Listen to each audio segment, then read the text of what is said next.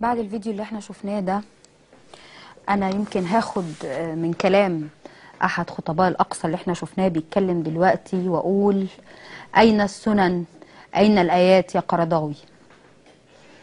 وبقول يعني بيتهيألي شعب مصر يعني سمع دلوقتي المعاناة بتاعة اهل فلسطين ومدى تأثرهم بما يحدث في الدول العربية.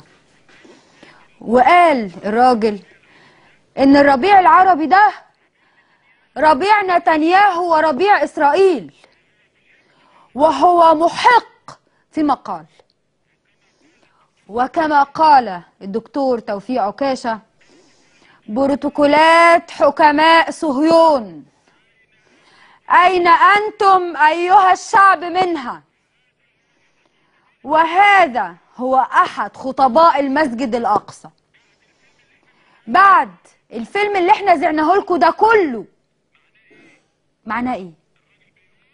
الراجل بيقول: الحقوا مصر، الحقوا مصر، عشان العرب كلهم لازم يقفوا ايد واحدة وما ينهروش، لان المسجد الاقصى خلاصه من مصر، واليهود عارفين الكلام ده على فكرة. علشان كده عايزين يدمروا مصر ويملكوا العالم من مصر. كل كلام الدكتور توفيق عكاشة اللي قاله قبل كده اديكوا بتشوفوه في فيديوهات موثقة. يعني هنعمل ايه تاني اكتر من كده؟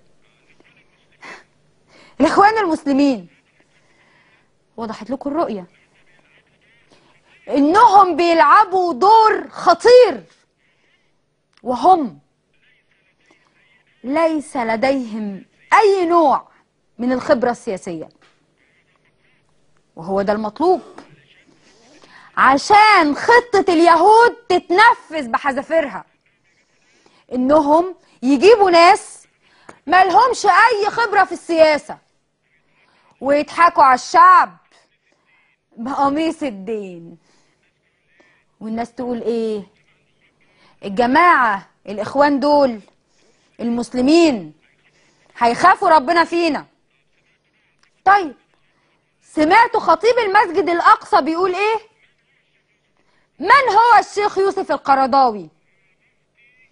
هو مفتي جماعة الاخوان المسلمين، وهو الرجل الثاني بعد المرشد العام في التنظيم الدولي للاخوان المسلمين. وفتوى القرضاوي نفذت في ليبيا، نفذها الاخوان المسلمين في ليبيا، ونفذوها الاخوان المسلمين في مصر، ونفذها الاخوان المسلمين في سوريا، وبينفذها الاخوان المسلمين ايضا في اليمن. يعني نقول ايه تاني بعد كده؟ المفروض يعني انا تعبت، والله العظيم تعبت. تعالوا نشوف فيديو تاني مهم برضو. وقبل ما اروح يعني معاكم للوثيقة المهمة اللي معانا دي، وعلى فكرة الفيديو اللي انتوا هتشوفوه ده كانت جلسة سرية، اجتماع وزراء الداخلية لدول مجلس التعاون الخليجي. وزير الداخلية بتاع الإمارات بيقول حقائق خطيرة من خلال أجهزة المخابرات في دولة الإمارات. الكلام اللي قاله الدكتور توفيق عكاشة من 6 شهور. يعني أنا عايزة أقول لكم الخطة هي ضرب مصر، ده رقم 1. 2، ضرب دول الخليج العربي الممتلئة بالبترول وعلشان يبقى الوضع مظبوط تفتت سوريا وتفتت ليبيا ويحدث مشاكل في المغرب ثم يعودوا إلى الأردن لتفتيت الأردن كما كانت اتفاقية سايكوس بيكو الأولى، واللعب بالأسرة الحسينية في الأردن واللعب بالأسرة السعودية في السعودية وده اللي عمله بالظبط سايكوس بيكو، واللي بيعيدوا النهارده برنارد ليفي وجورج سوروس وباقي الرجال اليهود المكلفين من منظمة الإيباك اليهودية الأمريكية بتدمير الشرق الأوسط وجعل إسرائيل هي الدولة العظمى في الشرق الأوسط. ده كمرحلة أولى لكي تكون مالكة العالم.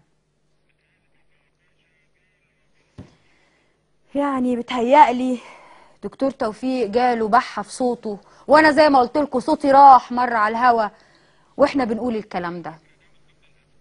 وعلى فكرة ده من ضمن الأسباب اللي هتخلينا نحتج من يوم السبت لمدة أسبوع ولن نظهر على الشاشة، لأن إحنا حرام والله العظيم واقفين لوحدنا، بينما باقي وسائل الإعلام بتنفذ بكل دقة المخطط الصهيوني اليهودي الأمريكي